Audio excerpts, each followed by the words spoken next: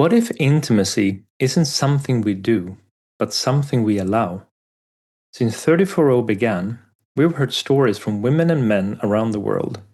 Stories about pleasure, fear, longing, and the courage to stay open when it would be easier to shut down. And maybe the biggest lesson so far is this: what we truly seek isn't perfect sex, but real connection. Welcome to this pit stop. This is where we pause to look back at what we've explored together so far. The women, the men, the experts, and you, the listeners, through your polls, your reflections, your messages, all shaping a collective understanding of what intimacy really means today. And the numbers tell a story of their own from the episode polls. The first one being safety and trust. This is the universal foundation. And in our very first poll, the invitation, 64% of you said that what you long for the most in relationships is safety and trust.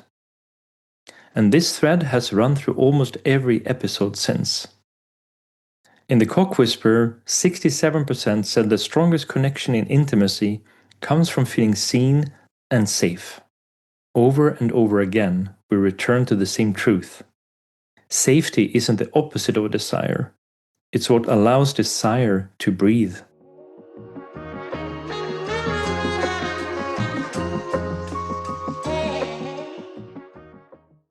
Listening to the body, and this is where Britta's legacy comes in. When Britta joined us early on, 33% said the biggest key to reclaiming your body is listening to it. Not performing, not pleasing, listening. Because the body never lies, it always knows. It just waits for us to catch up. And when we move from shame to love, for example in the episodes with Julia and with more, in breaking the chains of shame and fear, 42% said the most important step to healing is loving yourself first. And in the episode with more, 67% said they had truly let themselves feel today. So many of you are doing the work right now. And when we look at presence over performance, in Decoding the Woman, 33% chose emotional connection as what makes intimacy feels most real. And in Andy's episode, 40% said presence is what matters most. Presence, it is the thread that ties it all together. And if we rethink masculinity, there's been quite a few episodes on men, and there will be even more coming, because it is a topic that needs discussion and it needs change. From Beyond the Algorithm to Eric, the Courage to Stay, one message echoed loudly. 57% of you said vulnerability is the quality you most value in a man. And 38% said the part of masculinity that needs the most healing is the fear of showing emotions. So the men listening and speaking are not just redefining masculinity, they're reclaiming humanity. So enter Rasmus, the next generation. A young man who spoke openly about how hard it can be to even know what you want. About how many men are raised to argue, to win, to prove, instead of learning that it's you and me against the problem, not me against you. His honesty cut through the noise. Because when a man that young can speak about love, presence, and fear without hiding, it gives hope. Hope that a new generation of men might not have to unlearn as much as we did. And then if we look at desire and safety, from Sandra's episodes, for example, when desire could breathe, Britta said something that really echoed.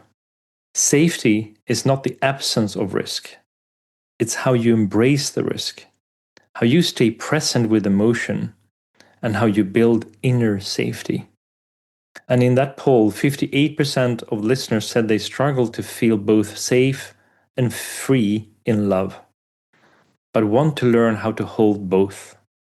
That, to me, captures what this whole project is about. Because freedom without connection feels empty. And connection without freedom feels suffocating. So what about the larger collective shift?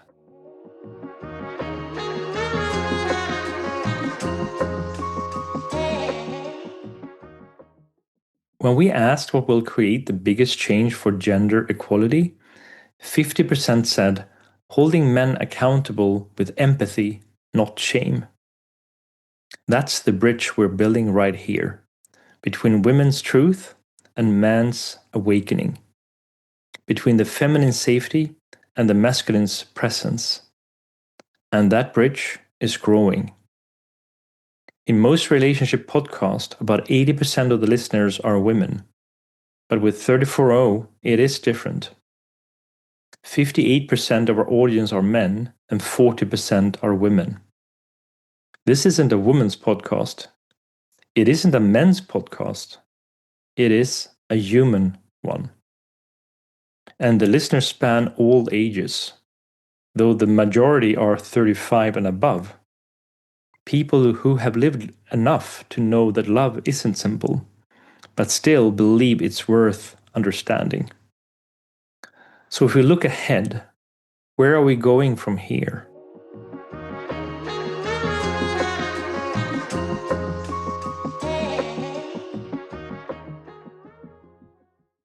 The next chapters of 34.0 will move even deeper, from reflection to embodiment, from words to lived experience. So coming up soon, we have Jonas Johnson in The Dance of Polarity, a trilogy. This is a journey into the masculine and feminine energy, how attraction, safety, and surrender live in constant motion. And we do this through integrating the masculine and the feminine, and we do that through a process of synthesis. And in the episode with Frida, Present Enough to be Loved, this is a story about the need for emotional safety, not just sex. How younger women today don't need men to care financially for them, how they don't need them for sex, not even for having children. But one thing, to emotionally hold them when they need to, when it really matters. And still, most men are afraid of speaking emotions with their partner. And Fehu, she is coming, the energy of exchange, the rune of desire, flow, and reciprocity, reminding us what we give and what we hold back are both acts of love. And beyond that, topics you've been asking for: female pleasure uncovered, myth versus reality, communication in bed beyond the words, tantra, slow sex and presence, trust and rebuilding, female manipulation and power. So to everyone who's been part of this journey, thank you. Every vote, every listen, every reflection has become part of this collective map of intimacy. Because the real journey isn't about counting to 34 orgasms. It's about discovering 34 ways or more to feel alive. This is 34.0, and this was our second pit stop. And I'm Henrik, and we're only just getting started.